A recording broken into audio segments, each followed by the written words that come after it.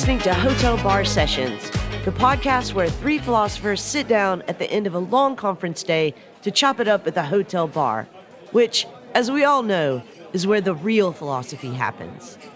Well, welcome back, listeners, to another episode of Hotel Bar Sessions. I am Lee Johnson, and I am joined by my fabulous co-hosts, Bob Valier and Jen Kling.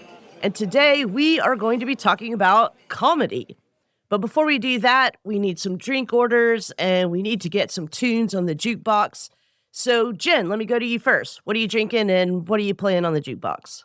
I'm going to have a Moscow Mule. It's starting to get a little bit chilly here in Colorado, and I really like good ginger beer, good bit of vodka just to finish out my day.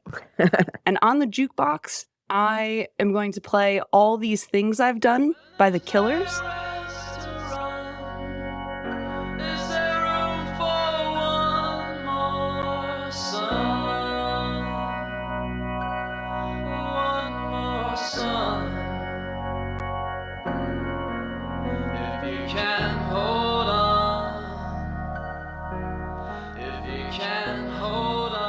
The chorus of that song is, I've got soul, but I'm not a soldier.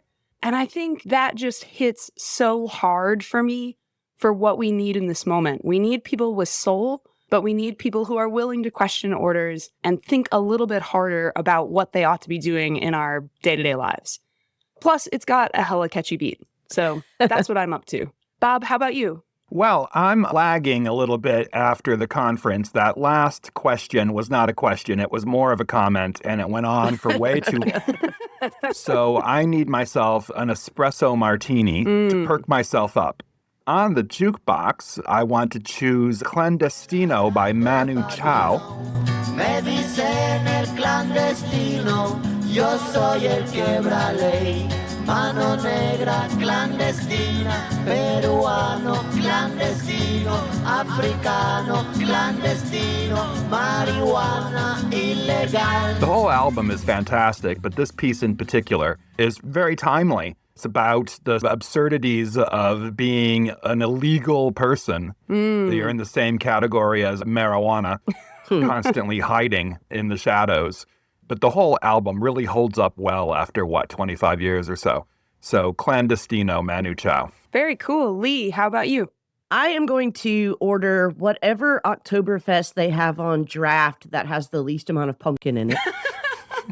Oh, no. Are you a pumpkin hater? No, I'm not a pumpkin hater, but I can take it in small doses. Fair. And for my jukebox pick today, I was trying to pick something along with the themes, trying to think of the funniest song that I know. And it came down to a couple of contenders, but I am going to choose that chestnut from the early aughts, It Wasn't Me by Shaggy. But she caught me on the counter. Wasn't me. Saw me banging on the sofa. It wasn't me. I even had her in the shower. It wasn't me. She even caught me on camera. It wasn't me. She saw the marks on my shoulder. It wasn't me. Heard the words that I told her. It wasn't me. Heard the screams getting louder. It wasn't me. She stayed until it was over. Honey came in and she got me ready. This song, if you aren't aware of it, and who isn't aware of this song, it was just absolutely ubiquitous for a while, but Shaggy tells a story of basically being caught red-handed on camera in many rooms in his house, doing it with his girl on the side, and he just keeps saying, it wasn't me, it wasn't me, it wasn't me. It is one of those, are you going to believe me or your lying eyes kind of songs. And, it was funny at the time, and it's still funny, but I think it's less funny now because that narrative is just so common today. People saying, I know you saw it, but it wasn't me. I didn't do it. And that makes it a little less funny and a little more sad. Mm-hmm. So as I said, today we are talking about comedy. This was Bob's suggestion. So Bob, why don't you set this conversation up for us? Sure. So, I failed to get a tenure track job and failed in an academic career. So I thought, when I moved back to Paris, to take Samuel Beckett's advice and to fail again and fail better. So for amusement's sake, I am pretending to be a stand-up comedian from time to time and have really been thinking about the nature of comedy. I've also taught a class on the philosophy of comedy. This has been an intellectual interest for me for a long time. And I really believe that maybe, let's call it a capacity for comedy, is kind of hardwired into us. I really have no doubt that early Homo sapiens and Neanderthals were drawing penises on the cave wall animals in Lascaux and sitting around the campfire laughing at their farting noises. I hope that's true. Because these things are hilarious. And I think, maybe if it is hardwired into us in that way, it has some sort of expressive capacity. It might be related to expressions of joy or elation. Later on, it becomes one of the three really principal dramatic forms in Greek drama. The others being tragedy, number one, but also then epic and lyric poetry, which could be humorous at times. But comedy itself comes from two words in Greek. You always want to say, it comes from the same root as commode, and therefore was always potty humor. But in fact, that's not true. Comedy comes from two words that mean revel singer. So what kinds of revels were they singing in early Greek comic poetry that made us laugh? So I thought it'd be interesting to talk about the philosophical concepts underpinning comedy, beginning with maybe some differences. What is the difference between comedy, humor, and wit? Is there a difference? I don't know. What do you think?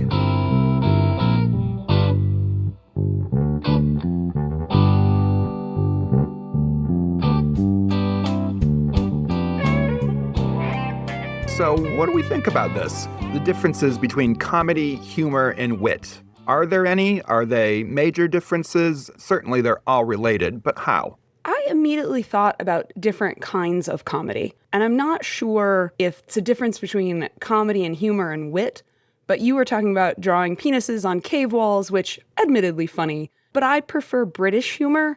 Maybe it's wit. I find wit much funnier. So wordplay, unexpected reversals. So I'm not sure if that counts as comedy or more as wit, or if it's all comedy all the way down. And I like wordplay much better than body humor. You're from the Midwest, but you prefer British humor. Tell me about it. I know. My mom is a Shakespeare scholar, so in my defense, it's not really my fault. I share your preferences. I don't find body humor as funny as intelligent humor, which I agree might be wit.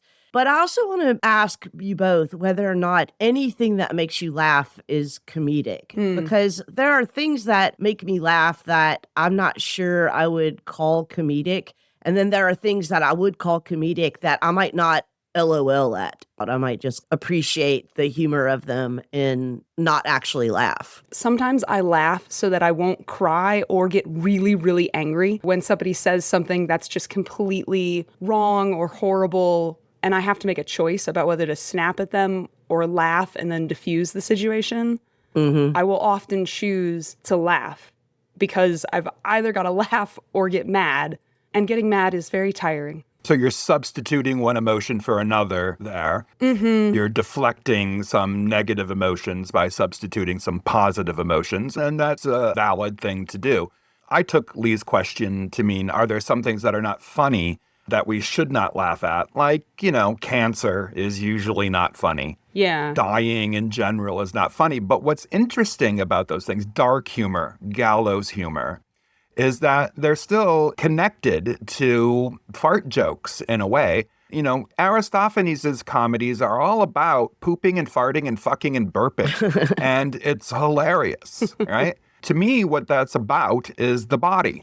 Death is about the body as well in some ways. It's more precisely about the finitude of the body. And so our finitude is really something worth laughing at. I find it much funnier than punching down on any identity group. And I think what we should be joking about the most is the fact that we're going to die. If we're lucky, it will be through degeneration and decay. And that's hilarious. The hair on your head is going to fall out and grow back on your back. And that's just for the ladies, right? So I wonder if we can make a distinction, because there are things that I laugh at that aren't funny. There are maybe things that are funny that I don't laugh at. And then I would give another category for comedy, because I tend to think of comedy as maybe something more settled. When I think of comedy, Bob, I think of comics. And I think of them doing a set round of jokes. I think of Shakespeare's Fool, who makes a very specific kind of joke. But I do think you're right. People often laugh at jokes that aren't actually funny. And so I want to separate out laughter and funny. Yeah, I think there are some reasons for that. Number one, your example of stand-up comedy is a more settled form, but that's true only really in the 20th century. And then you mentioned Lear's Fool in Shakespeare, who maybe along with the harlequin and the court clown, the court jester, are early forms of stand-up comedy. But the fool in Shakespeare is also endowed with tragic insight, which is an interesting element as well. It's worth mentioning, I think, at this point, that in Plato's Symposium, Aristophanes' speech, Aristophanes the comedian, is really the most tragic of the speeches. And Agathon, the tragedian, offers a hilariously over-the-top, superlative-laden encomium to Eros, which is hilarious. And at the end of the dialogue, of course, everybody else has fallen asleep except for Aristophanes, Agathon, and Socrates, who are debating which is superior, comedy or tragedy. They both fall asleep, Agathon first, then Aristophanes, and then Socrates, the philosopher, wanders off into the dawn, meaning, of course, philosophy is the superior form. Plato's philosophy is also hilarious. Book 5 of the Republic, which many people think is filled with actual political prescriptions, men and women exercising nude together in the palestra, is really about comedy. It's a comedy about trying to manage the erotic dimension of the body and the absurd lengths you would have to go in order to achieve that. We'll talk about the settled form of stand-up comedy a bit later on. But it's interesting that for you, comedy means stand-up comedy.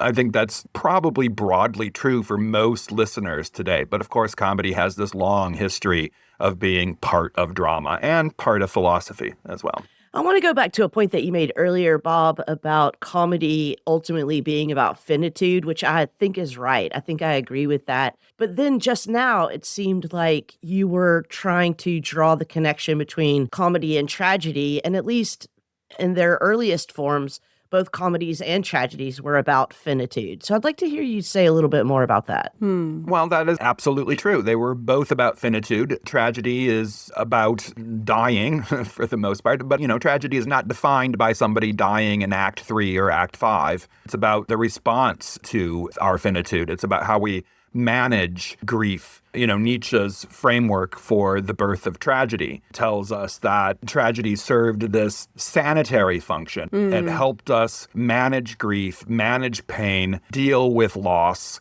in a productive way that would allow us to get back to the business of the day, but also to have profound insight into the sort of finite nature of our human existence and perhaps complementarily the absurd nature of our human existence. This is why I think he says, when he's talking about amor fati elsewhere, the love of fate, that the only appropriate response to it is laughter.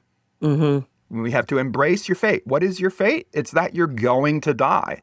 And the only appropriate response to that for Nietzsche is laughter. Right? So the fact that we're going to die is hilarious. So not to be overly reductionist here, but if both comedy and tragedy are about ultimately finitude, what is it that distinguishes them? I don't think it's just that we laugh at one and pity and fear the other.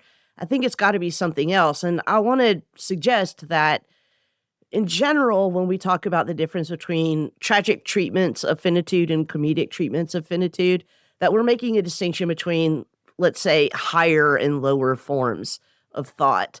Isn't it the case that comedy has always been pointed at lower forms of thought? I don't know that I would necessarily agree with that. It might be more base in some ways in that it is, Aristophanes in particular, about pooping and farting and fucking and burping. That's what I mean by lower, yeah. Yeah, there's something about that lower form of humor that is appealing to ordinary people. Yeah. I mean, we all fart, right? We all make bodily noises that we can't explain.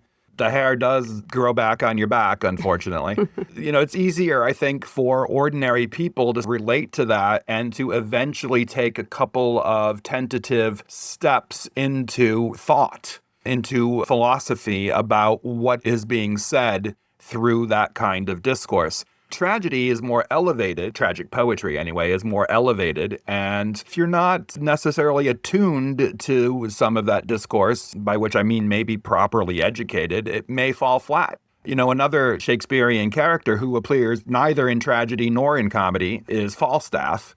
a clown who is really the most relatable character in those histories. Everybody else is a king or a duke or something of that nature. And the masses who were seeing this play in the Globe Theatre in London in 16 whatever would have had a very distanced relationship to the king or the duke, but they would have had a very instant relationship with Falstaff. He's a guy you can sit down and have a beer with. But I think I want to disagree with this because I think the temptation is to say comedy is lower, tragedy is higher, and then Bob, you said earlier, and philosophy, I mean, obviously, we're all philosophers here, so philosophy is the highest. I mean, that's Plato. That's not me. Sorry, my apologies. Plato wants to say, not Bob. Bob would never.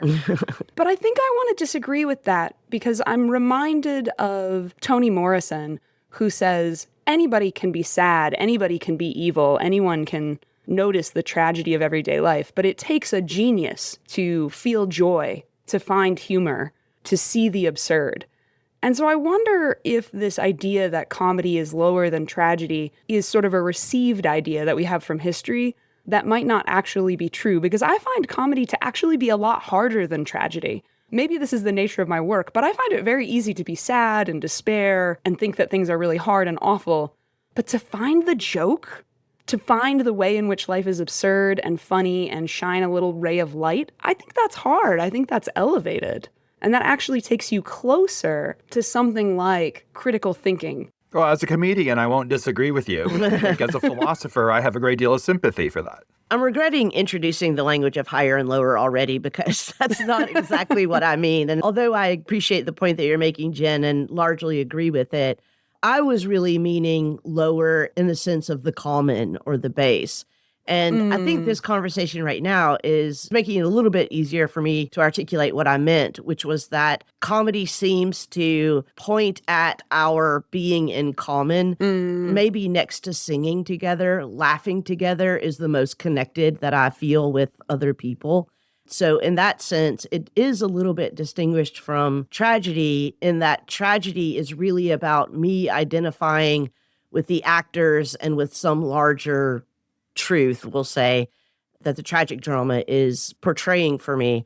And so the pity and fear that I feel is mine. It's mine with everyone else in the sense that it's universally true or that it universally applies to all of us, but it's mine. Whereas I think that in comedy, I really feel the connection to other people. I feel in common with other people. What I thought you were going to say was not a commonality of comedy, but I thought you were going to say that comedy is about hierarchies, which is where I wanted to go, because I agree with Bob. I think the people watching the play are going to have much more in common with the clown, with the servants, with unnamed person number 2 who goes off stage chased by a bear, which is my favorite piece of all of Shakespeare.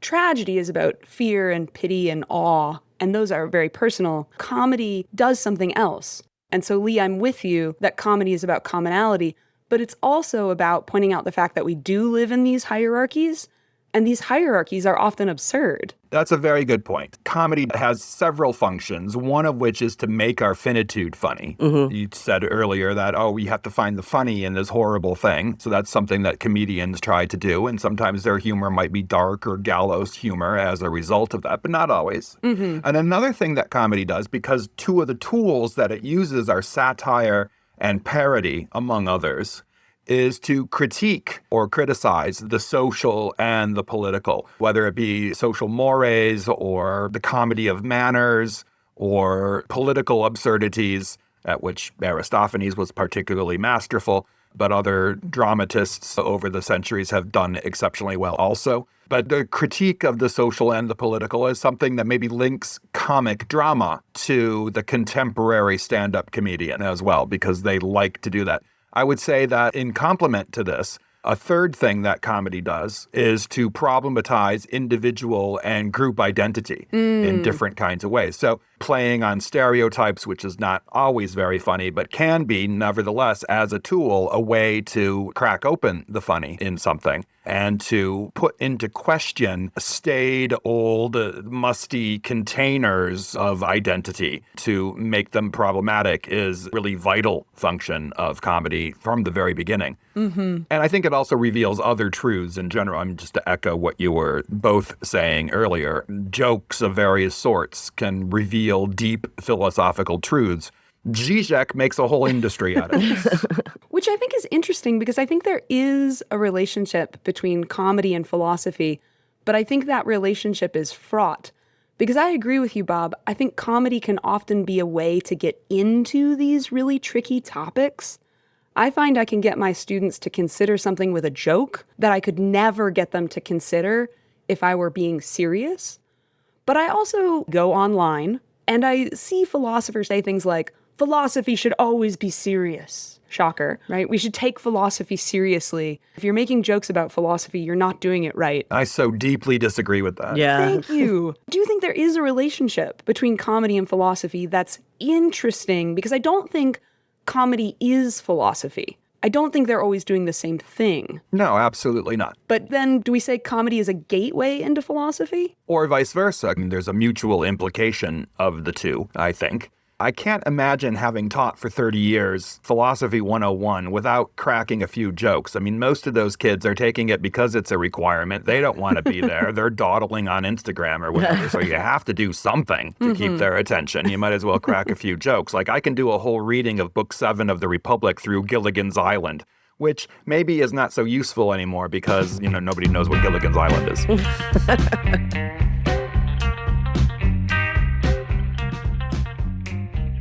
All right, we all know that the rent is too damn high and everybody's always asking you for money. But if this episode is giving you something to argue or think about on your ride home or while you're cooking dinner or doing the laundry, we'd like for you to just do 3 quick things that help us out a ton and cost nothing. First, tap follow in your podcast app so that Hotel Bar Sessions' new episodes just show up. No hunting for us anymore.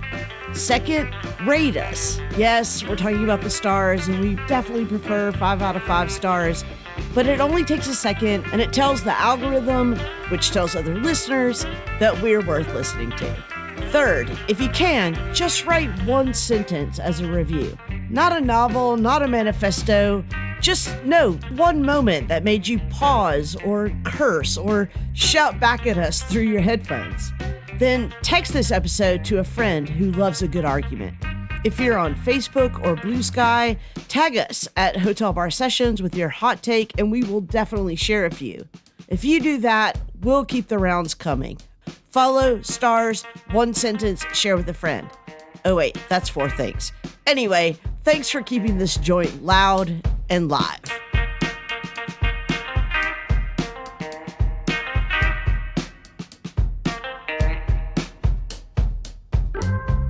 You pointed out that you used to teach Book 8 of the Republic through Gilligan's Island, but now you can't because students have never heard of it. Do you think comedy ages? This is something I think about quite a lot. Jokes that were funny in the early 2000s are no longer funny. Lee pointed out Shaggy was hysterical when it first came out on the radio, and every feminist I know was sort of laughing but also cringing. But now we don't quite laugh anymore because it didn't age well.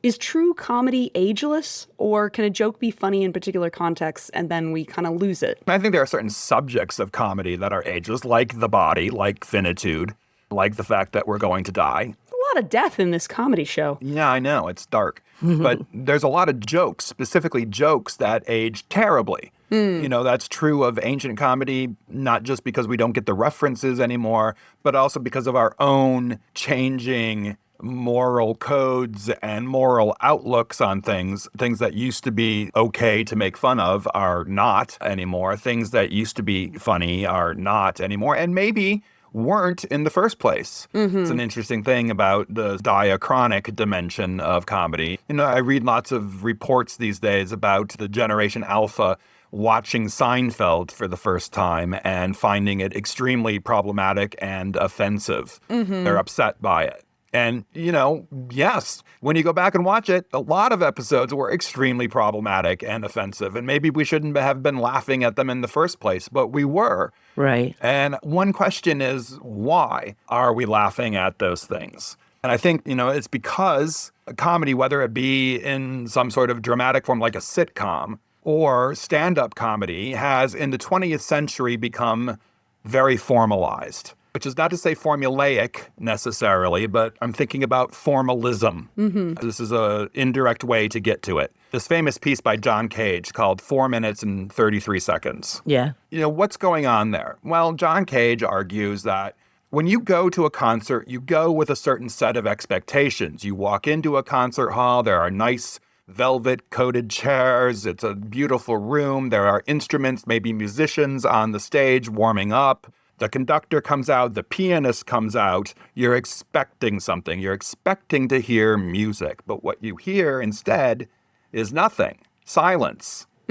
So he's identified all of the formalistic elements of what it means to go to a performance, a musical performance, and what it means to have those expectations frustrated, right? That's the whole point of the piece, I think. And it makes you aware as a spectator of intangible things like the passage of time and how you become uncomfortable in silence. Right. You begin to inventory what you were expecting versus what you're getting. So the stand-up comedian has been formalized in the same kind of way over the 20th century, beginning in vaudeville and moving right up until yesterday. You go to a comedy club. Again, it's a formal setting. It's not quite as nice as the symphony hall. You have a couple of drinks, and then a comedian comes out. Now, you've heard of this guy. You know he's funny. He's going to be telling jokes. Jokes are supposed to be funny.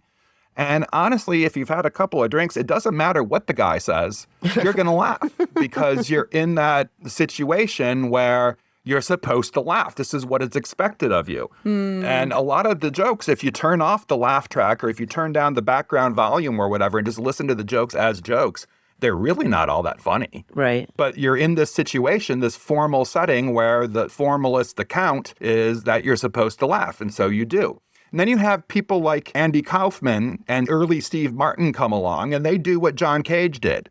They have identified these formal structures, and their comedy or anti-comedy is a subversion of those formal structures. And so you become aware of other things. You become aware of what you think comedy is supposed to be, and your instant reaction is to say, oh, that's not funny. But in fact, if you sit back and think it through a little bit, it's pretty funny. I mean, that's what made David Letterman great as well, early David Letterman. So I find David Letterman very funny, but I don't find Kaufman funny. And I don't find The Office funny. I find it exceptionally cringe. And I'm wondering if it links back to that idea of frustration that you raised earlier. I can look back at myself being frustrated and laugh at myself for being frustrated, but I was not having a good time in the moment. I find it very hard to watch recordings of Kaufman or to watch The Office, which I think is similar. People describe it as cringe humor. I just don't find that funny at all. And I go even further. I don't understand people who do find it funny. Anthropologically, I know they're laughing. And so I'm like, you are having a response I am not having to this. But I don't think it's funny. I just find it exceptionally cringe. I think this is a really interesting point and might actually be reinforcing the point that Bob was making about the formalism of 20th century comedy, because things that I don't find funny or things that don't make me laugh, I can still recognize as comedy because it has this formal structure. And that goes back to the point I was making in the first segment, which is I don't think that comedy is necessarily what makes me laugh or what I find funny. There is a formality to it that I can say, people like Seth Rogen movies, I don't think they're funny, but I recognize them as comedies. I know that that's comedy. It just doesn't make me laugh. I know they're supposed to be comedy. Well, they are comedy, but they're supposed to be funny. And for whatever reason, I don't think they're funny. And I can make the distinction between what I can formally recognize as comedic and what I laugh at. Fair point. So you have a sense of humor that is attuned in a particular way. And if what is being offered to you doesn't resonate with that attunement, your sense of humor will not allow you to laugh at it. Exactly right. And I think this is why, for me, what's really interesting about comedy is that not only does it require that I share something in common with other people, like, for example, a sense of humor, but also that it's very context dependent in a way that doesn't aim to be universal like I think tragedy does. So when I sit in a movie theater and everyone around me is laughing and I think, this is not funny, I don't understand why they're laughing, I feel like I'm failing comedy there in a way because I'm not sharing in common this thing that everyone else thinks is funny. Similarly, if I'm at a stand-up comedy show and the comic is making a joke about things that require a kind of contextual understanding that I don't have. And I've been at comedy shows like this. Like if you go and see a comedy show, for example, in a town that's not your hometown, often you'll hear people make jokes about the mayor or the power company or whatever. Right. And you're like, I don't get this. I don't get the context of it. No, they read the local shopper and picked up a couple of references and made jokes that were relevant to the audience. Yeah, exactly right. But I can still recognize that it is comedy. Comedy has this very has this very commonality built into it that you have to share both a commonality with the people in the room or a commonality with the context that's being made fun of, I suppose, in order for it to be funny, but it's still comedy even if I don't find it fun. See, Lee, you're so much nicer than I am, though. Because you sort of said if you're in a movie theater and everybody else is laughing and you're not laughing, you're thinking you're just not getting it. Whereas if I were in a movie theater and everybody else was laughing and I was not laughing, I would just say, oh, all these other people have terrible taste. I have the good sense of humor and they sort of don't have it. But that also might be true because I can think of examples where if people make jokes about gay people or women or racist jokes or whatever. And I think this is not funny, but it's not funny because I don't share this in common with you. You are not my people. Yeah, but that's where I wanted to go. How do you find your people? Right. And we'll get there, Jen. Don't worry. But I want to go back to the word that you both used, context. Right? Context really matters. So one context is that you're in a comedy club and you have these formal elements, et cetera. And so you're supposed to laugh, right? But there's other contexts as well. And one of those is your sense of humor. Humor, which maybe is related to the humors of ancient Greek medicine. Is your sense of humor properly attuned to what this person is saying? When I go see comedians, I have an allergy to crowd work. I hate it. To me, it means, this comedian has 45 minutes and they're doing 25 minutes of crowd work. They actually only have 20 minutes of material. Sorry, Bob, tell me what crowd work is. I know nothing about the comedy scene. I'm sorry. It's when the comedian stands up there and says, so tell me about yourself. Are you two together? How long have you been together? Where did you meet? And then tries to make jokes that's super frustrating. And conversely, as a comedian, I tell jokes in the basements of restaurants in English in Paris. Brave man. So my audience is going to be very international and also transient. There are people who are here for a short term. They might be only tourists. They might be students. And so in order to make them laugh, I have to tell jokes that are more universal in nature, or at least aspire to be. Those jokes could be about myself as a gay person, or they could be about myself as a philosopher. But I can't really tell philosophy jokes. That material would kill at the APA. But it doesn't work in a basement in Paris. As a comedian, you have to know your audience and can pretty much tell a lot about them, sometimes through crowd work. I mean, it is a necessary evil. And sometimes you can tell just by looking at them. Like, these people are not going to find Trump is a dick jokes funny. You can just tell by looking at them because they all have red hats on or something. Context matters for both the comedian and the audience. And if there's no sort of connection happening, no sort of interface happening in those two contexts, then you're going to stink up the joint, right? You're going to bomb as a comedian, and everybody's going to leave that comedy club unhappy. I think you're drawing attention to another aspect of comedy that we haven't explicitly talked about, and that is the craft of it, the skill of it.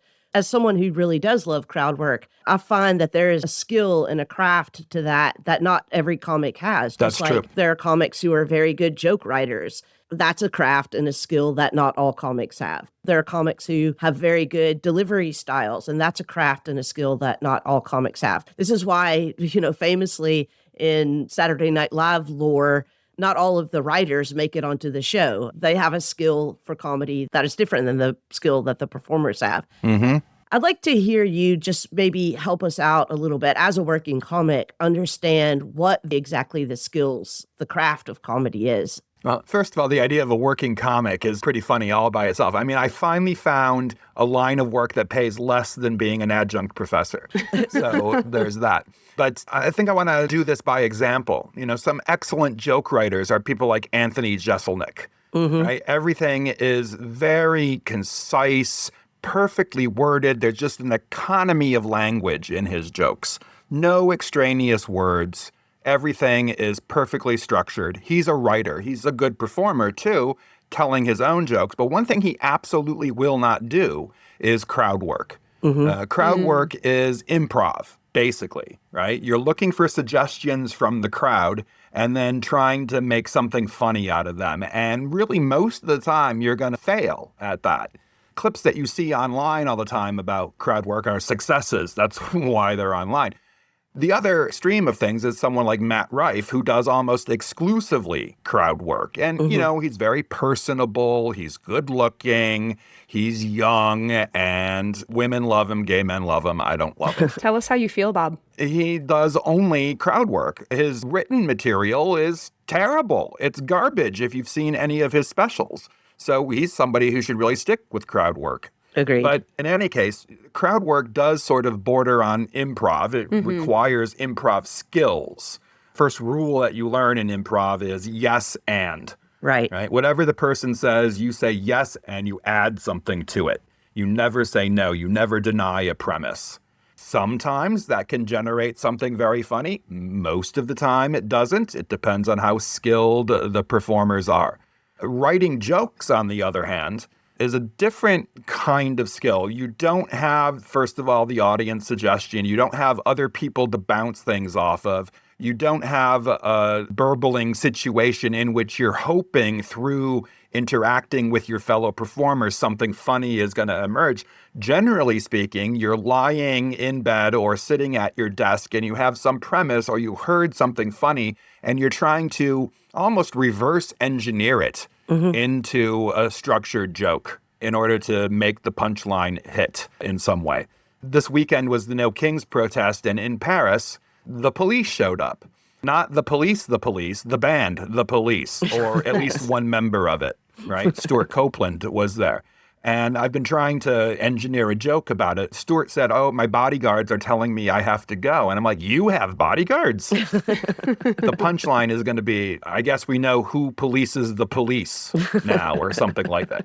It's almost there. It's almost there. I have this sort of result. That's why open mics exist. Right. A working stand-up goes to an open mic to workshop material, to try it out in one form, get some feedback, try it out in another form, and to keep on trying it out until they feel like the formula is correct.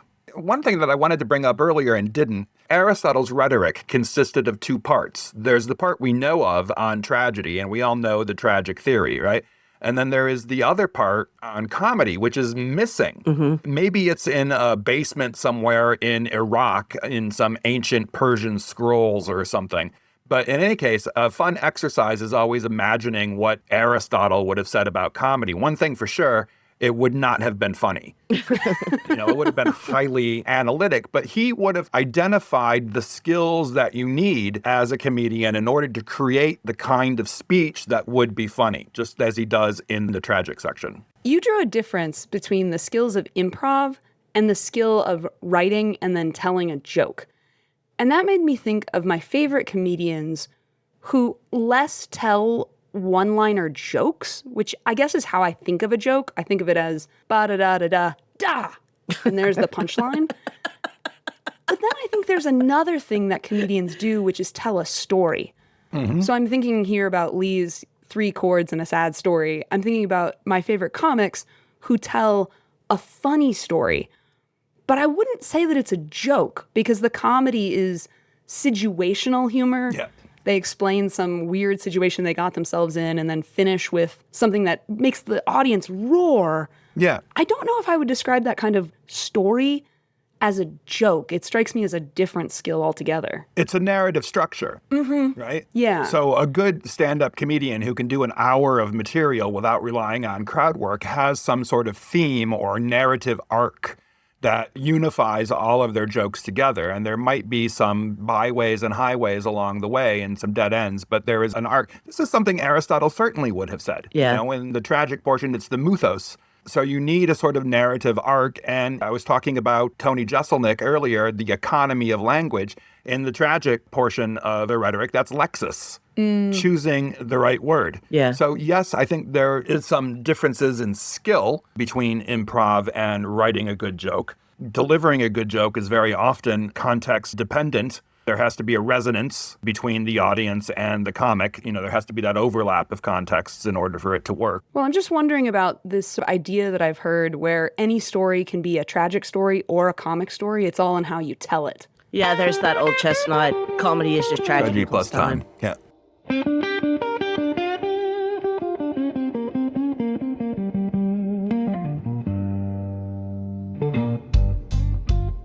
Hey there, dear listeners.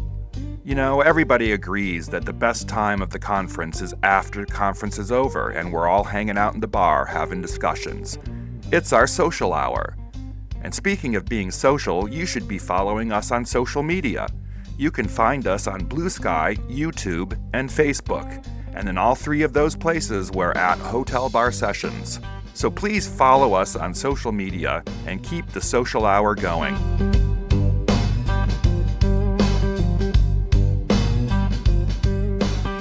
One thing that we haven't talked about so far is the politics of comedy. And now more than ever, that's coming to the fore as a really important element of comedy. Recently, we've seen these dramas surrounding Stephen Colbert and Jimmy Kimmel. I think it's been a conversation for a while now that the early 2000s Colbert and Jon Stewart sort of comedy didn't age well, but strangely, it seems to be coming back in new forms. We see it, for example, in John Oliver's very, very, very excellent Last Week Tonight show on HBO. So I want us to dig deep into the politics of comedy, what exactly is going on here, how it ties to what Bob was talking about earlier in terms of the way that comedy was formalized in the 20th century and what use we can make of comedy for political ends. I think comedy has always been political in some way or another. I mean, starting with Aristophanes, using satire and parody to take the air out of the sails of some bombastic politicians in Athens. Even Gargantua by Rabelais is sort of social political satire pertinent to the politics of the day.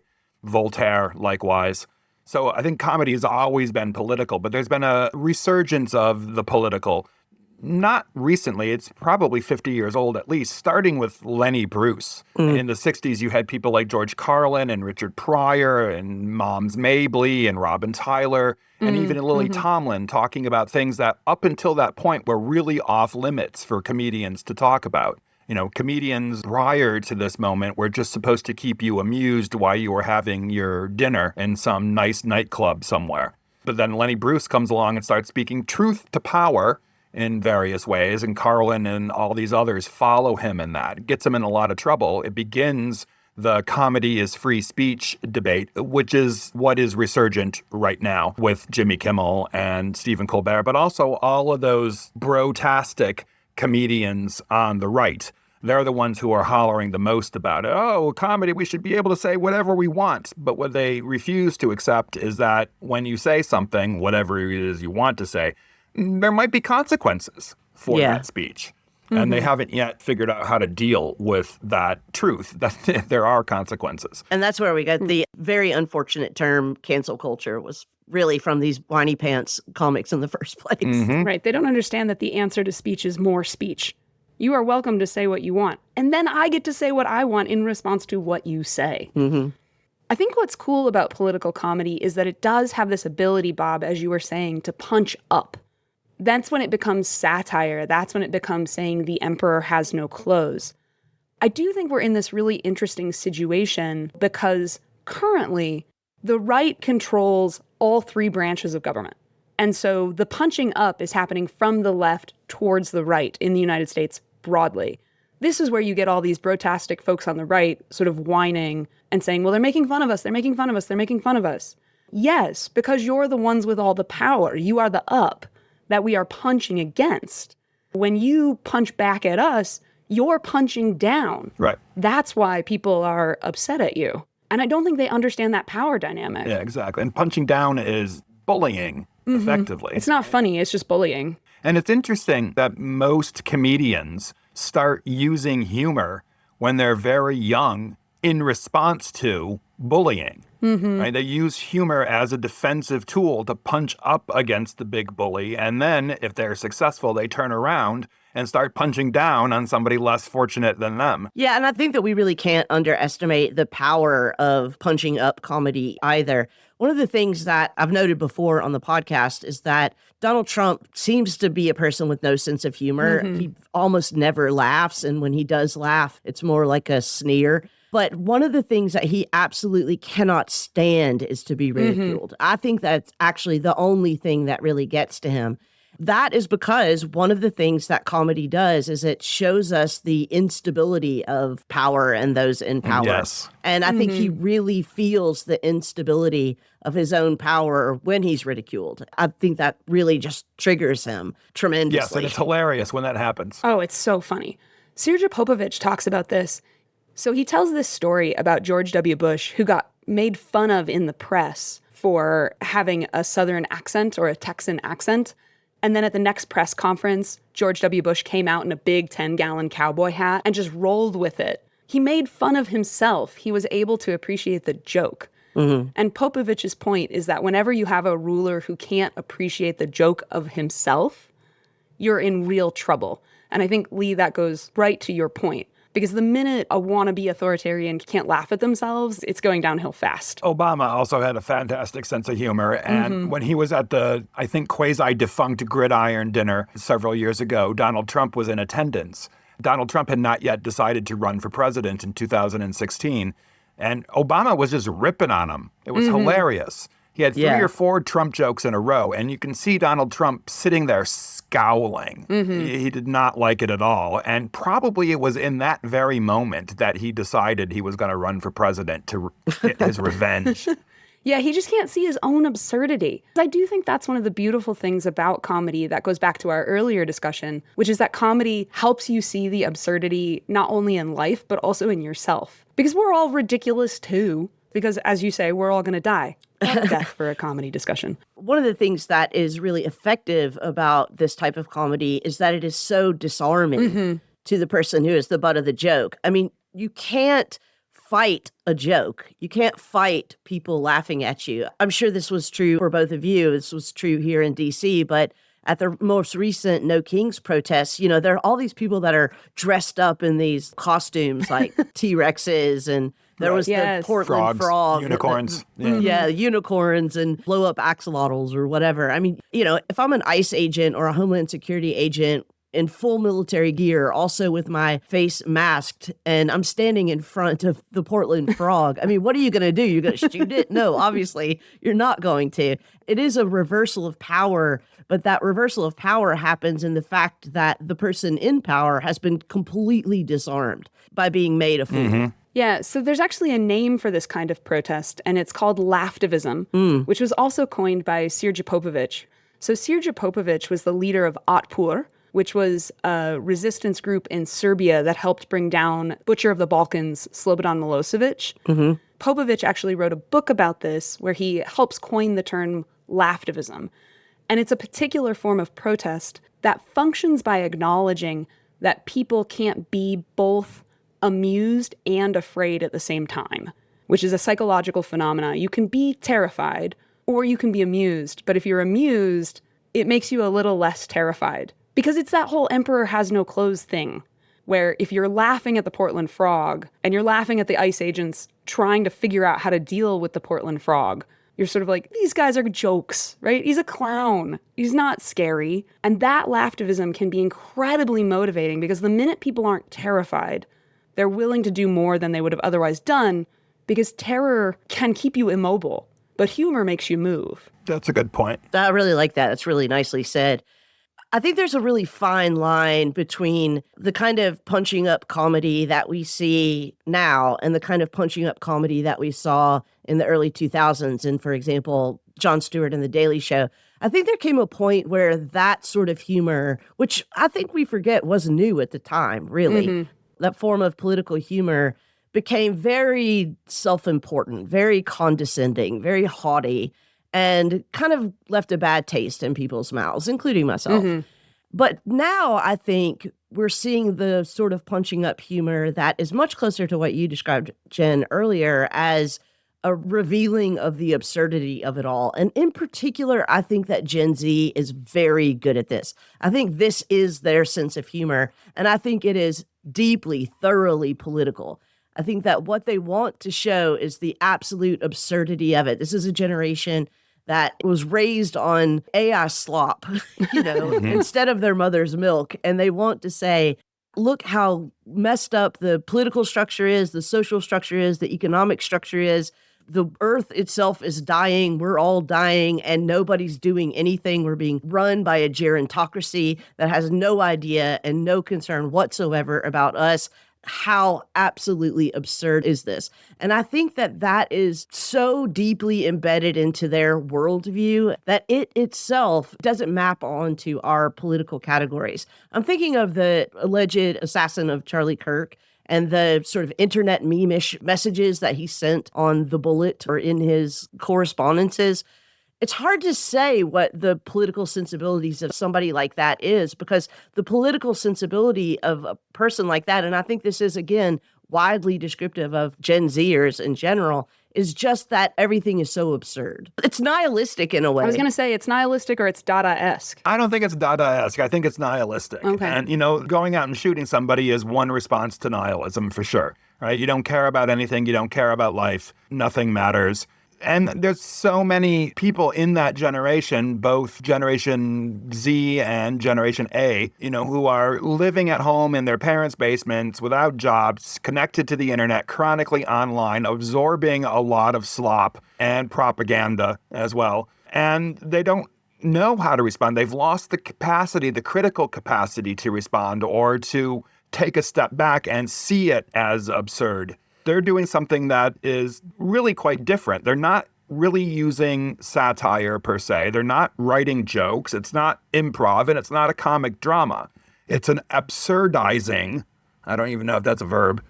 It is now. The situation, right? It's also not a platform. It's not a position. I want to defend them too. I want to encourage them to dress up like frogs and unicorns and go protest, rather than sitting at home and absorbing all of this negative information. I mean, John Hughes says that the problem with Gen Z is they don't have a style. But I think they do. I think they have this absurdist internet style, Lee, that you were pointing to. But I think the kids are all right. I think they're doing a lot of work. But I think it goes back to this point about the commonality. Because I think one of the things that was so difficult about the sort of internet meme etchings that we saw on the bullets and things like that are they're so insulated within Gen Z and Gen A. They're so insulated within internet culture that if you're not a part of that culture, it's completely illegible to you. Yeah. It's just incomprehensible. And so one of the things that's happened is because the generations have gotten so siloed is we've lost that ability to form that commonality, which then does make collectivism harder. But I do think Gen Z and Gen A are out there fighting the fight.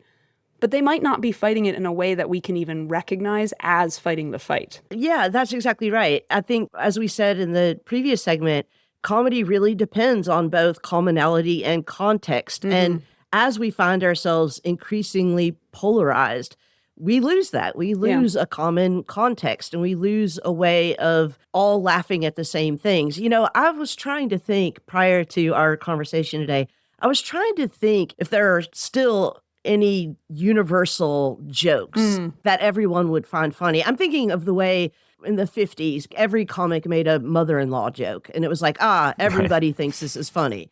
And I don't know that those still exist, or to the extent that those jokes still exist, and they're not just body humor jokes, they're fewer and fewer. Puns are always funny. No, puns are only 2/3 of a joke. P-U. Oh, come on. I love a good pun. It's the lowest form of humor. Oh, Lee, I take your point. I think that's why I went to wordplay, though.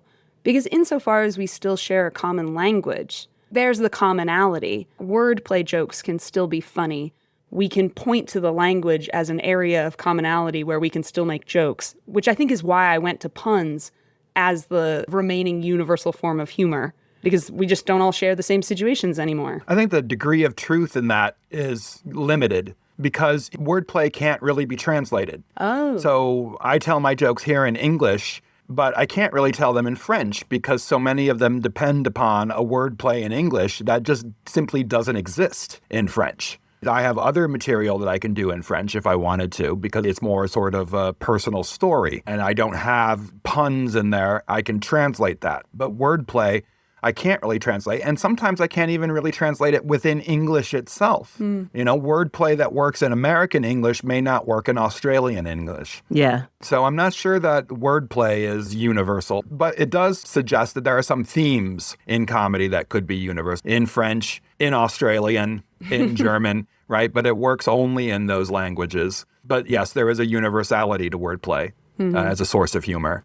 And there are, like I said, these themes that always people seem to come back to because it's part of one's personal narrative. So then maybe comedy's not universal. Well, that's a good question, ultimately. Maybe it's just about finding your people. Yeah, I think the capacity for comedy, the capacity for humor is universal. And I think anybody who's lacking a sense of humor, the so-called killjoy, is really not somebody I want to be hanging out with too much. I do agree with you, Jen, that comedy is about finding your people, and that is universal. So going back to Bob's point, the capacity for comedy, I think, is universal. But it ultimately is, again, about finding your people. And because your people are your people and not all people, then I don't think there is going to be such a thing as a universally funny joke. Mm-hmm. But aside from that, Mrs. Lincoln, how was the play? So context is important. Sometimes things are not funny 10 years later. Is there anything that's never funny? No. Ooh. Are there any red lines? That's difficult. This is the Drittian in me talking here, but I would say no, because comedy is fundamentally context dependent. Anything that is contextualized can be decontextualized and recontextualized. And so if the context change, then I think anything could be funny. I think that's probably right, because I'm tempted to think about very horrific things, like genocide, like rape. But then I'm going to agree with Lee, it's going to depend on the context. Because I think a lot of jokes about those things would not be funny to everyone. And I'm going to say that there are a lot of rooms where you shouldn't tell those jokes. But in very particular contexts with very particular people, I could see those being funny. Yeah.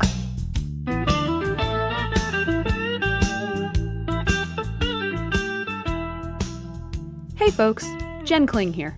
If you've been enjoying Hotel Bar Sessions, first of all, I have questions. Seriously though, if ranting philosophers, unapologetic opinions, and barstool existentialism are your thing, congratulations, you might be one of us. Now, listen, running a podcast isn't just late night whiskey rants and hot takes. Okay, some of it is. But keeping this thing going takes time, effort, and yeah, a bit of cash. That's where you come in. If you like what we're doing here, if you've ever laughed, nodded, argued with us in your head, or yelled, "Oh my God, thank you!" in your car, consider joining our Patreon.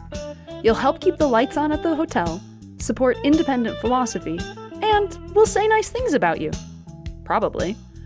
So hit up patreon.com/hotelbarsessions, throw a few bucks our way, and help us keep doing what we do.